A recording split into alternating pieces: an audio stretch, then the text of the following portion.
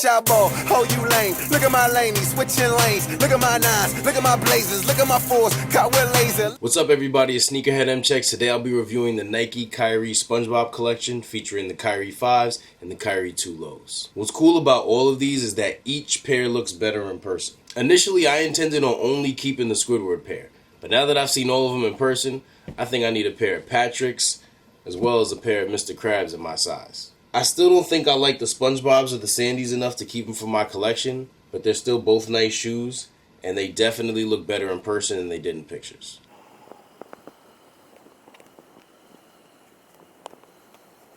Here's a closer look at the Squidward pair.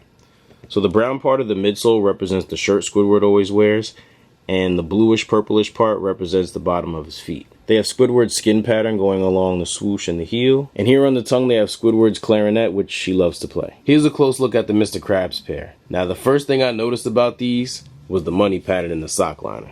Thought that was real fire. They also have it along the side of the shoe right here. Second thing I noticed, this is actually probably my favorite part of the shoe, is a little squish plankton on the side. I don't know why, it just looks cool. The contrast with the red is fire. So the sole of the shoe represents Mr. Krabs' jeans. Are those jeans or overall? Whatever he wears. I know the bottoms he wears are blue. The tongue has the secret formula on it. Now I don't know if this was intentional. I might just be overthinking, but I feel like the patent leather that they have on this kind of represents Mr. Krabs' hard shell. I'm not saying he's made out of patent leather, but just this hard, shiny material kind of reminds me of, a crab. Here we have a closer look at the SpongeBob pair. Now, all around the shoe, they have these darker spots to represent SpongeBob's holes. The swoosh is pretty self-explanatory. It represents the size of SpongeBob's body. That's why it's all like wavy like that. They have a spongy material on the heel, which I think is pretty cool and clever. The midsole represents SpongeBob's pants and tie. The brown pants he always wears and a little red tie. And then they have SpongeBob's Krusty Krab employee hat on the tongue. Here's a closer look at the Patrick pair. They have Patrick's skin pattern along the swoosh. The midsole is a great representation of the shorts he wears. This is actually my favorite part of the shoe, especially the bottom. It looks beautiful. For those of you who watch SpongeBob, I'm sure you remember this from the episode where SpongeBob had the pet seahorse.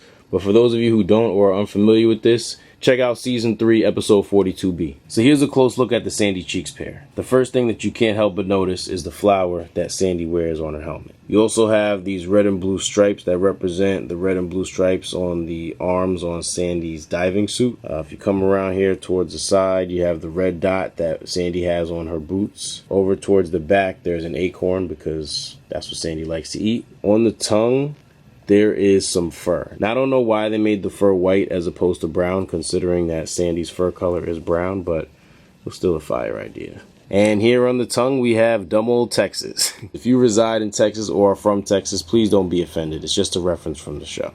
Texas was actually never dumb. I mean, Kawhi Leonard played there. This was my first time copping a pair of Kyrie 5s or a pair of Kyrie 2 lows, so besides the colorways, the shoe silhouettes were also new to me. Both the Kyrie 5s and the Kyrie 2 lows run relatively tight, so for those of you thinking about copping, it would not hurt to go a half size up. Now, I don't know if there's something wrong with my feet, but putting on these Kyrie 5s was a real difficult task for me. It was the most trouble I've ever had trying to get a sneaker on. It was like I was trying to put on ice skates or something. No matter how much I loosened the laces, I could not get my foot in. And this is my true size. Now, normally when you want to put on a shoe, you start by loosening the top laces. Then you pull the tongue away from your foot so that your foot has enough room to get in the shoe. See, this is pretty much where I get.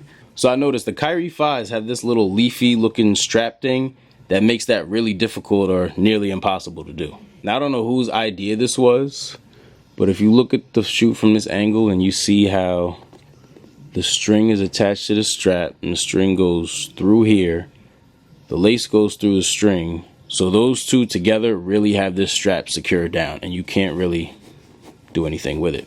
So what I had to do was take the laces all the way out.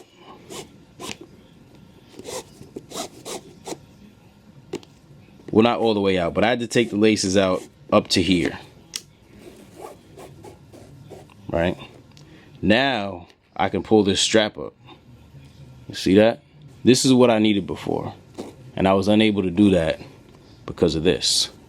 So now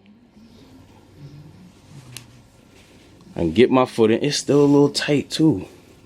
Gotta loosen these. See, the problem is it's still a little tight because of this part down here. Alright, now we're finally in there, but I shouldn't have had to go through all that to put some sneakers on. How do sneaker stores handle this? If somebody comes into Foot Locker and wants to try on a pair of Kyrie 5s, do y'all really have to go through all of this just to have somebody try them on? I really hope not, because that's ridiculous. Anyway, once I was able to finally get my foot in, they were a pretty decent fit. A little tight, but not that bad. I could have went a half size up, but now I have all of these in the regular boxes for now. But I do plan on getting my hands on the special box pairs. Probably not all of them, but I need at least one pair with the special box. Preferably Squidward or Mr. Krabs or even Patrick. I mean, I'll take any of them. And y'all know, if and when I do get my hands on that special box pair, I'm definitely doing a review and unboxing video for y'all, so stay tuned for that. Y'all know it would be really fire if they had a friends and family pair for Plankton and or Gary. Now, I don't think it would happen, but if it does happen, y'all heard it here first. But yeah, I think those would both be really dope colorways, especially the Plankton one.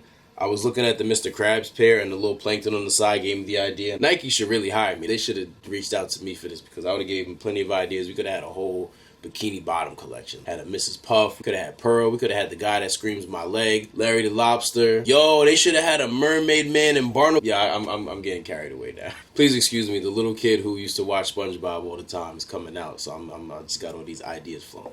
But yo, imagine if they had Mermaid Man and Barnacle Boy. But yeah, overall, this was a great release. I'm loving the creativity that I see in a lot of Kyrie Irving releases, and I hope it continues. Last August, we got the cereal collection with the special boxes. That was extremely fire. This year, we got the SpongeBob collection with special boxes. This is extremely fire. So I wonder what we'll get next year. Thank you all for watching. I hope this video was helpful. If you're not subscribed to my channel already, please do us both a favor and go hit that subscribe button. For those of you who are already subscribed to my channel, make sure you hit that bell icon next to the subscribe button so that you can get notified when I drop new videos. Thank you all for watching, and I'll see you next time.